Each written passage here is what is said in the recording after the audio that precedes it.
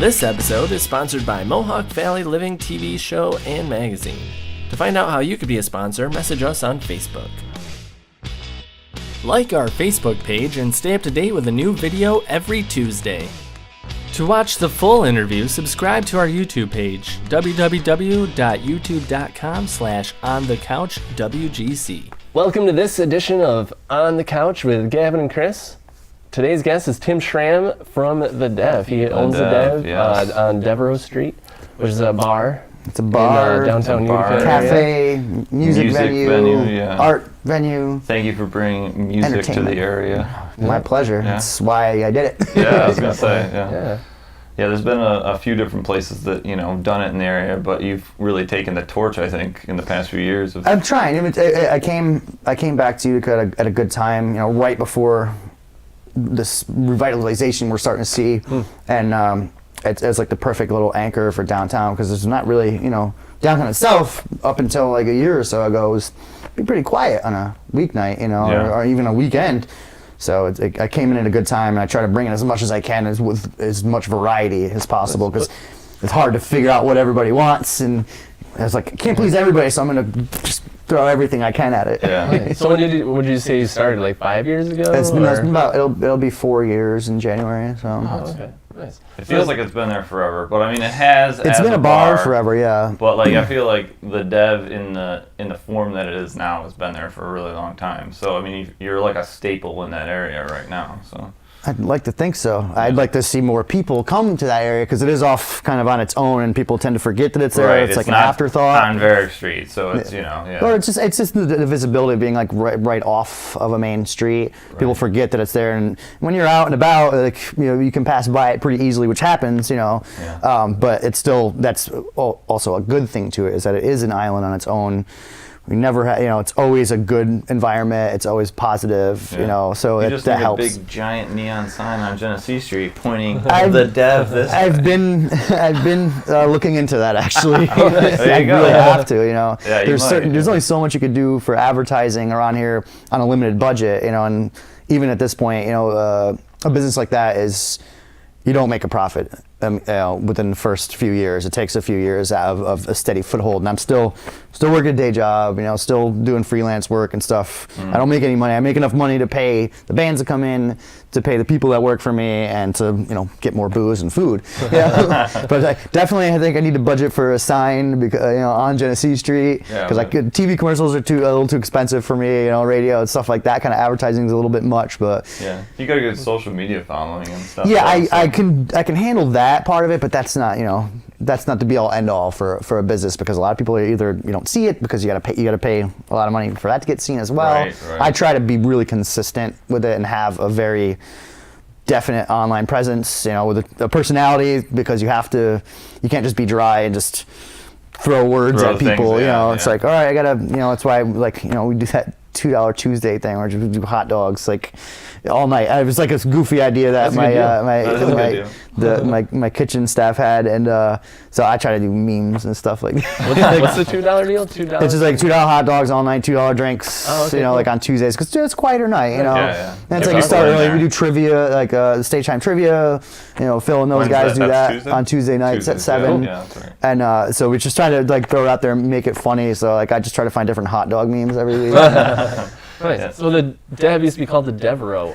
Why did you change the name? Well, it's one of those things where it's like it's been an institution in Utica for many, many years. I mean, longer than I've even been around. And it was the first bar I ever played in the 90s when I moved to Utica.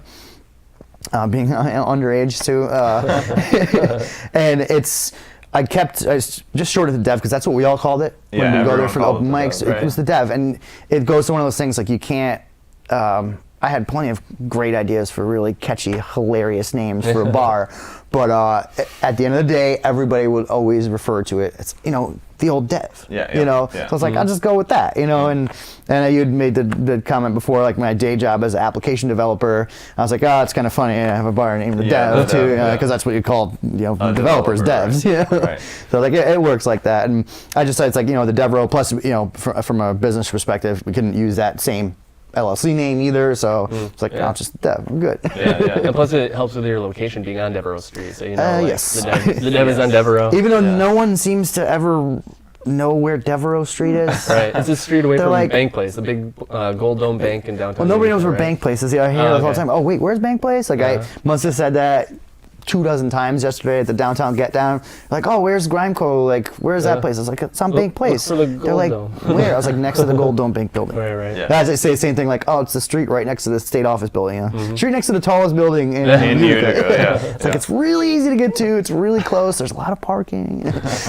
That neon sign is looking better and better. all I the know. time. Yeah, I yeah. know. So what made you want to get into owning your own bar? It was a journey.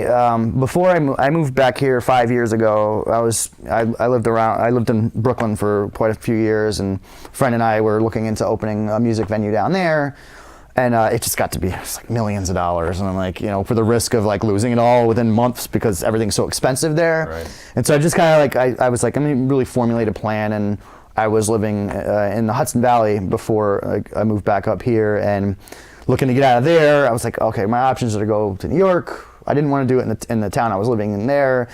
And my good friend Paul Crowther from The Real Burnout said, hey, houses up here are really cheap. He's like, and he was like, the Dev's empty. And there's a whole bunch, he's like sending me, real estate listings of like, here's this place that's open, it's empty, and so I was like, it's not a bad idea. Let me look into it. And, coming back, I was like, I had the job I could keep and work remotely. Yeah, so I was like, it's not a bad idea.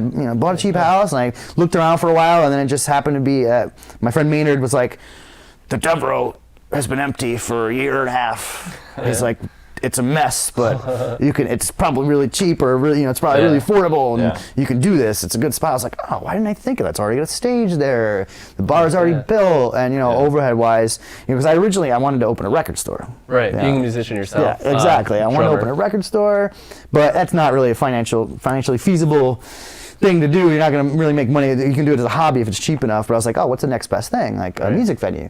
What do you have to do to open a music venue? You have to serve alcohol. Like, you can serve coffee all you want. That's great. But if you really want to keep people out at night, you got to have booze. I have booze and coffee and food. And it just happened to be a kitchen there. I really didn't want to do anything with food at all. I had no interest. Well, and you guys do a good job because the food I've for been lunch lucky. and stuff is fantastic. Oh, thank you. I've been so lucky to have such amazing people with me. When I first opened, my buddy Dan, he's a really excellent chef, and he came up with some really incredibly sophisticated, simple things to do. It's a tiny little kitchen there. You've been there, Yep. And then my new kitchen staff, Amanda, she is the same way, where she's just so full of these crazy ideas. And I keep running a really tight budget too, because we don't make a lot of money for lunch. We don't do a really healthy lunch business. We have steady business, but so the budget's small, and they work wonders with it, and always are coming up with really creative things. Yeah, the so it's like, Uticano is like one of my favorite sandwiches ever. I know, I love it. It's like, come on, it's such a simple Yeah, idea. yeah, too, yeah. What's on the Uticano? Yeah. It's basically turkey, Swiss, and Utica And greens. Utica greens, yeah. It's And I think freaking delicious. there's something else on What it. kind of bread? On ciabatta. Utica bread, ciabatta. Yeah. Awesome. It's really Pressed, good. it's pressed panini. Oh, so good. So you do music too, obviously. I play music. I played And, drums for many, many years. You have I a make band electronic now? music too. Yeah, I got a band now. It's a improvisational band. We don't actually have any songs. We just make up things. Synthesizer, bass, and drums. And I play drums. Erica Zaltan from Draculatron fame. She's the drummer in Draculatron. She plays bass. Then my good buddy Dave Borgia, also known as Fungi, he plays synthesizers, all modular, no computer, and it's all just made up on the spot. That's cool. And you do that. You said you guys started that on like a Wednesday or something. Like Yeah, jam? we have the White Noise Wednesday is a monthly event that we have that is an open mic for synthesizers and synthesizer enthusiasts. Anybody that wants to come in can plug in. I put a mixer out on the stage. Anybody can plug in. I set up my drums, and I play drum. So a lot of times I'll end up playing like 4 hours straight, like all night. It's a good workout. And I also set up another drum set now, so me and Erica can play, and anybody else who wants to come play drums to keep it just really, there has to be percussion, otherwise it's just going to be white noise, like Yeah, strictly white yeah. noise.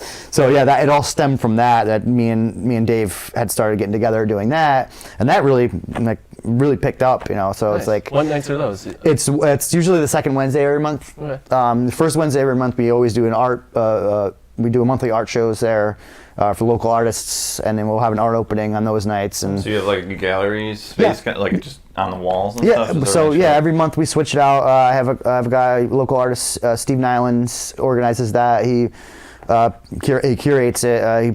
He finds a bunch of different local artists, sometimes 2 at a time, and then the artists pick the music they want. So we'll have like a night of live music and art opening, and then we keep everything up on the wall. It's all for sale, and we keep that like monthly.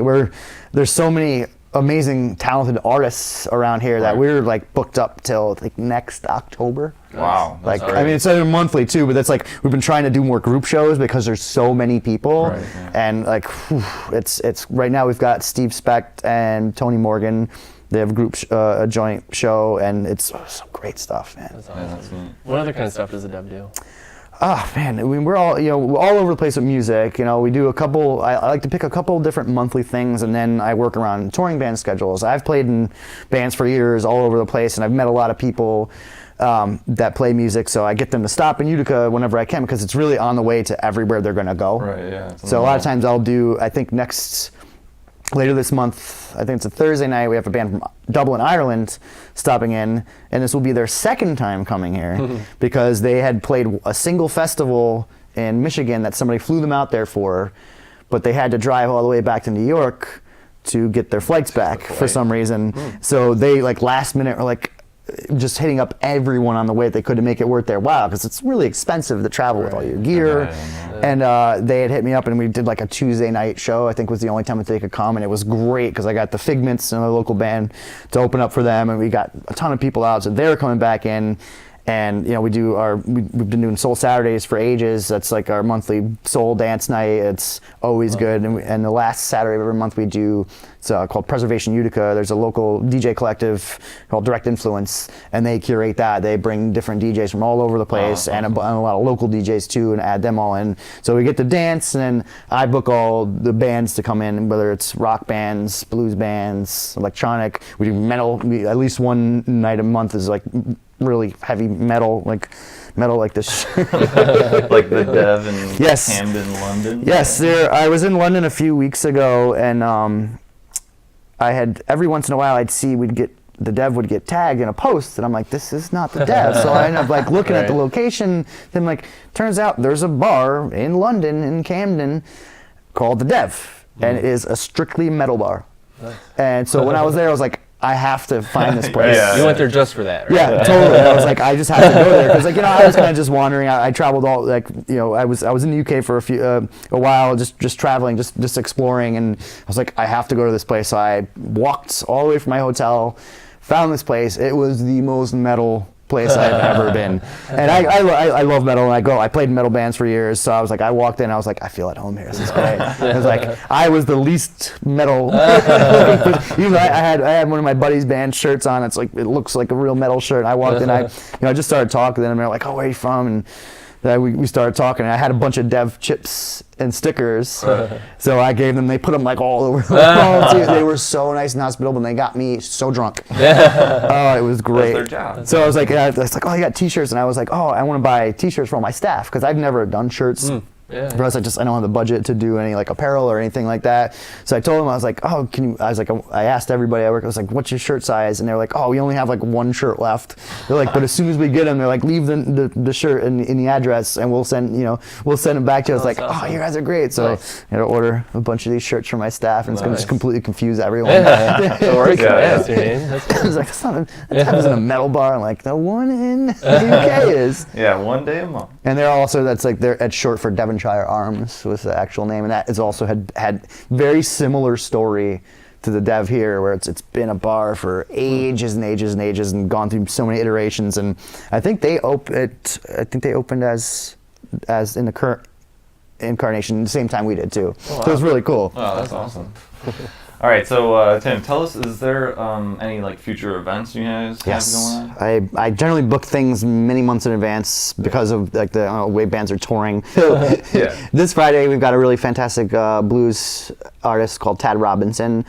He's touring through. He's an 8-time Blues Music Award nominee. Like, you know, this is a very classic old school Devereaux that was very much like a blues and classic rock bar. So this is one of those things like I still like to retain that, keep that alive, you know, the history. Even though we have, you know, a much younger crowd, I still love doing that stuff. And anytime I see a really great artist, like I'm like, oh please, you know, stop in, you're on your way. Do you get a lot of people in for those types of things? Like, yeah. In a younger crowd? Yeah, sometimes, yeah. That's cool. The past few times we've done it, it's been a good mixed crowd.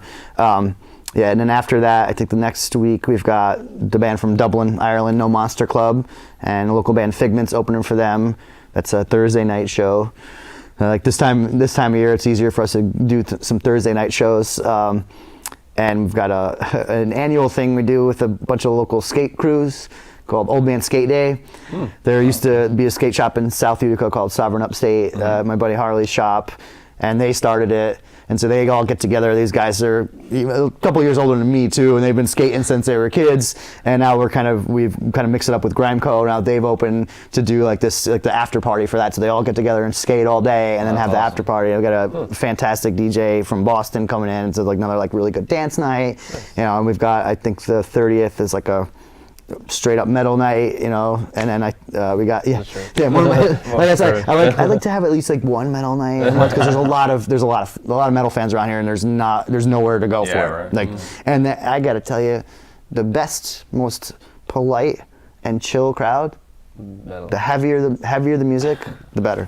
The softer the music, I've seen the worst. Really, it's like I have like a, you know, you can't mosh in there. It's, you know, there's too many sharp edges. Right. And then they're so cool about it. Like everybody's just like, all right, just gonna headbang, and we pull out a lot of people. I think, well, Gordon's Tap Room also does some metal shows, but it's the same. My buddy Tommy usually brings in, because I don't know much about that scene, and he does shows then at Gordon's as well too. So like that's actually really good to see at more places. It shows you that there's a lot more people into that stuff than you'd ever think, you know. So yeah, like that, you know, up to, we're booked. Oh man.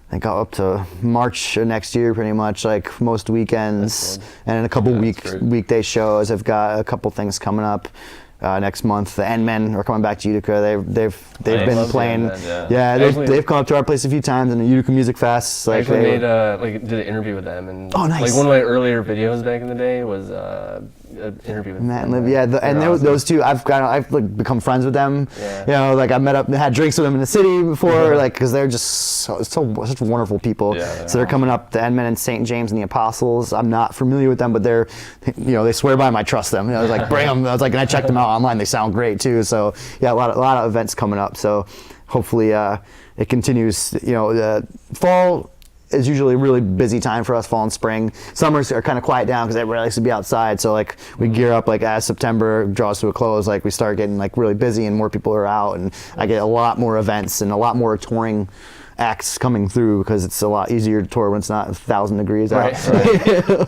Yeah. Awesome. So what are some ways that like everyone can, I guess, you said you have an Instagram presence and stuff. So what are the ways that people can get a hold of you guys, or and check out all the stuff that the devutica.com. I religiously update that as much, you know. Nice. Yeah, with all the events you're doing. Yeah, all the events. I have that tied in, you know, of course, on Facebook, and I do events on there. We're on Twitter at devutica. Instagram is the one where I do things a little different, and I'm a little cheekier, a little bit more my personality. Cool. So I might, because I'll, you know, if there's a show, I'll post a lot more frequently on that. Like I'll do some video on there, shows. Like if I can pry myself away from the soundboard, you know, get videos of the shows on Instagram to the Dev Utica. Cool. Awesome. Yeah, pretty much it. Great. Well, thanks for being on the couch. Thanks, guys. Thank you. Appreciate it. Great talking to you and everything. Yeah. Excellent. So, thanks, Tim, for being on the couch. If you guys want to check out the Dev, go to thedevutica.com. And if you guys want to watch the full interview, go to youtube.com/onthecouchwgc. And if you guys would be so kind to like our Facebook page. Yes, please do. Facebook.com/onthecouchwgc, and to stay up to date with all the videos we're putting out every single Tuesday. And thanks for watching, guys. Thanks for hanging out. See you guys. Bye.